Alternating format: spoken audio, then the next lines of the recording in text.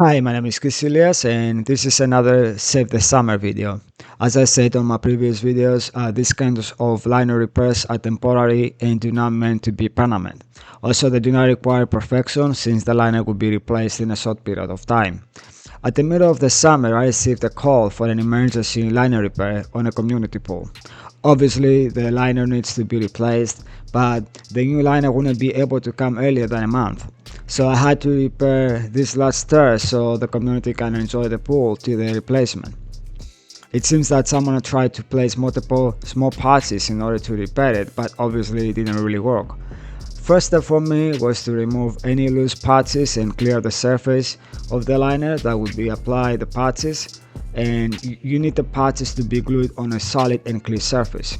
Because some of the parts were impossible to remove, I had to use the larger parts that I had available, so the new parts will not only cover the old ones but will stick on the liner as well.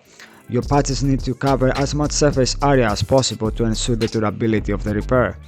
Because the tears are pretty large, I will apply large parts even in the area beside the tears that have no any openings to reinforce the repairs. In this case, the unfortunate news is that the liner has lost the seam connection, most likely due to its age.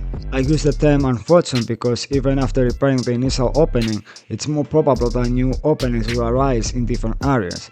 And indeed, regrettably, I had to make a second visit to repair the liner once more as additional openings emerged in different sections.